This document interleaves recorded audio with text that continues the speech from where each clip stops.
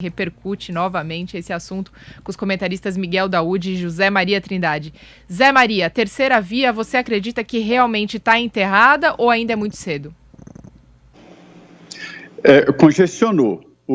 A chegada do ex-juiz, ex-ministro Sérgio Moro, congestionou ali essa chamada terceira via, que ninguém acreditava mesmo nela, né? Para se ter uma ideia, esta configuração foi confirmada em várias pesquisas.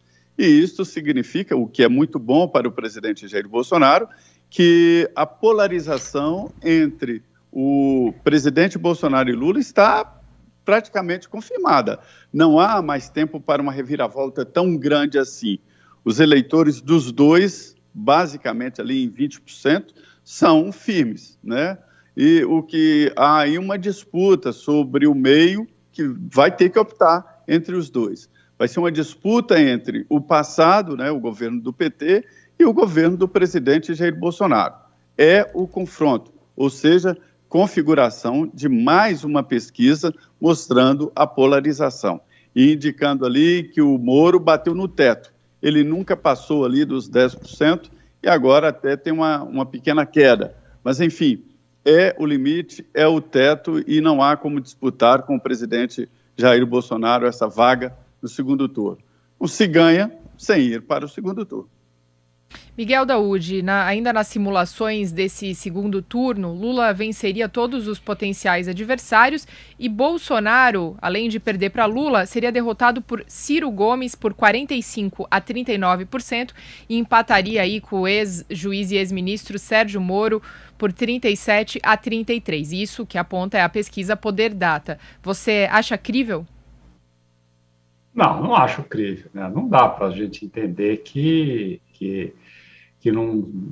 numa disputa entre presidente Bolsonaro e Ciro Gomes, o Ciro ganharia a eleição. Eu me lembro muito, né, em 2018, quando o presidente perderia, né, a eleição em segundo turno até por Cabo Daciolo. Isso eram pesquisas que eram divulgadas. Eu nunca acreditei nesse foco, porque você tem, nesse momento, a não consolidação dos candidatos. Então, não dá para você achar que um vai chegar lá na frente. Só, Mariana, para a gente entender um pouquinho, eu estava vendo aqui essa pesquisa, o Sérgio Moro está com 7%. Né? Aí você vê, depois vem o Ciro com 4%, o Dória com 4%, e os outros ali abaixo de 2%. Se você somar todos esses votos da terceira via, sim, está congestionada, mas ela não chega a esses votos, a 60% dos votos do presidente Jair Bolsonaro. Não chega. Então, claramente, a eleição vai ficar, né? Eu até imaginava que não ficaria lá atrás, vai polarizar entre Jair Bolsonaro e Lula. Legal. E até lá tem muita água para rolar por baixo da ponte, né?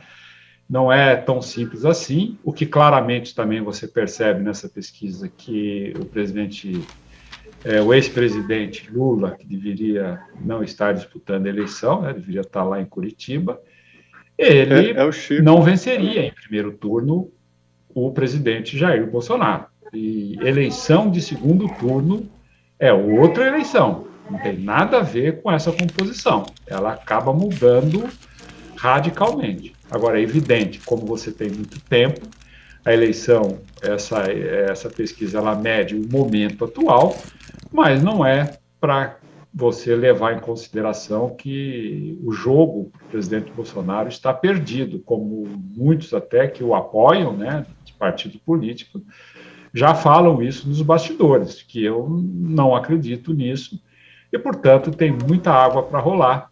Agora, é evidente que o presidente Bolsonaro tem que se adaptar um pouco a esse processo eleitoral, né, para poder se consolidar e capitalizar o fruto do que vem pela frente, do auxílio emergencial. Aí tem vários benefícios que estão sendo concedidos, e isso sim pode ajudá-lo, Mariana. Zé Maria Trindade, você acredita que Geraldo Alckmin ele tem o potencial, dentro de toda essa disputa, de provocar, digamos assim, um efeito Biden aí nessa eleição? Porque, assim, sem dúvida nenhuma, se Geraldo Alckmin se consolidar como vice nessa chapa com o ex-presidente Luiz Inácio Lula da Silva, ele vai ser um componente simbólico, mas um componente simbólico que tem muito peso para dar conforto e até confiabilidade aí para críticos e opositores. Exatamente. Olha, essa disputa aí é interessante porque a experiência me mostra que o segundo turno é uma nova eleição. Veja bem, não é pesquisa. Já houve vários casos, inclusive com Geraldo Alckmin, de candidatos que tiveram menos votos no segundo turno do que no primeiro. Para se ter uma ideia, não é nem pesquisa, foi voto mesmo, né? Então, o segundo turno é uma nova concepção, uma nova campanha, com novos ingredientes e novos personagens. Então, não dá para medir através de pesquisa o que vai acontecer no segundo turno. Essa é uma realidade. Sobre o Geraldo Alckmin, ele não soma votos para o ex-presidente Lula. Isso já está contabilizado. Mas o grupo do presidente entende que tê-lo na chapa vai facilitar os passos seguintes. A eleição, ela segue processos. Primeiro é a formulação da candidatura, a campanha eleitoral. Esse grupo que faz a campanha não participa do segundo passo, que é a posse. A garantia de posse do Lula está ligado aí a uma credibilidade nacional, inclusive em setores que comandam o país. E Alckmin seria muito último nesta segunda fase, que é a posse. A terceira fase, que é governar, a governabilidade. De novo, a Alckmin seria muito importante para alianças e a governabilidade complicada, com oposição acirrada, se houver, estamos falando em hipótese, não acredito nessa possibilidade, mas, enfim, da vitória de Lula. É apenas para mostrar qual é a estratégia de agregar com os tucanos. Não é o PSDB oficial, mas ideologicamente, né, inconscientemente, ao levar a Alckmin, Lula estará levando o espírito tucano para a campanha dele. Zé Maria, você acredita que esse aumento aí, esse reajuste que foi incluído no orçamento de 2022 para os funcionários públicos da segurança pública agora, né, está reverberando toda essa bagunça aí com os auditores fiscais, Receita Federal, e muito provavelmente vai acabar resvalando também em outros setores, em outras categorias, né, de servidores públicos. Você acha que isso pode dar uma atrapalhada, uma embaralhada aí no meio do caminho do presidente Jair Bolsonaro? Com certeza. Haverá, a partir de agora, e muito fortemente no ano que vem, que está ali na esquina o ano que vem, né? Uma demanda muito grande. Os servidores públicos estão com salários atrasados, engolidos em parte pela inflação. É verdade que existem servidores públicos que ganham muito dinheiro do judiciário, do Congresso, mas o grosso do servidor público, que é aquele que trabalha muito, que carrega o piano, ganha pouco. Então, há pressão de todos os lados. Esse 1 bilhão e 700 milhões de reais do orçamento não estão especificamente para a Polícia Federal. Eles podem ser remanejados para outra categoria. E a disputa começou, e principalmente pela parte mais forte, a arrecadação. Esse grupo da Receita é fortíssimo, tem argumentos e tem uma pressão muito forte. Se eles cruzarem os braços, como tudo indica, ou fizerem a operação padrão, a arrecadação vai cair. Ou seja, difícil brigar com esse setor e talvez o governo não queira fazê-lo.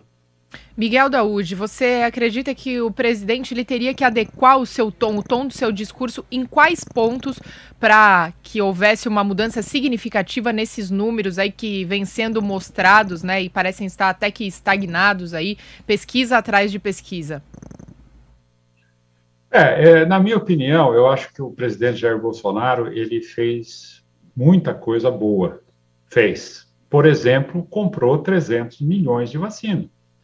Hoje, o Brasil é um dos países mais vacinados do mundo. Isso é um ponto que ele pode capitalizar, né? É uma coisa que ele pode. Eu acho que a questão da fome, hoje no Brasil, ele vem tentando colocar certas posições em relação a isso, ele vem aí implementando alguns auxílios, e ele tem que capitalizar. Eu acho que a questão das ferrovias no Brasil, ele pode capitalizar a questão da mudança, né, da cabotagem. Nós tínhamos lei da época do Império na cabotagem, ele pode capitalizar. Eu acho que é simplesmente focar naquilo que ele já fez. O que ele não fez, ele não vai poder falar. Mas é nesse sentido, e ter um pouco de cuidado em certos posicionamentos. Eu acho que basicamente é isso, né? Porque o resto, a questão da corrupção, o Brasil sabe. O presidente Jair Bolsonaro, ele não institucionalizou a corrupção. O Brasil, desde sua colonização, a corrupção é institucionalizada. É uma coisa que come o país, é uma coisa que desmistifica, né? que inibe investidores. E o presidente, a gente sabe disso, ele não está envolvido em nenhum caso de corrupção. Agora, existe corrupção?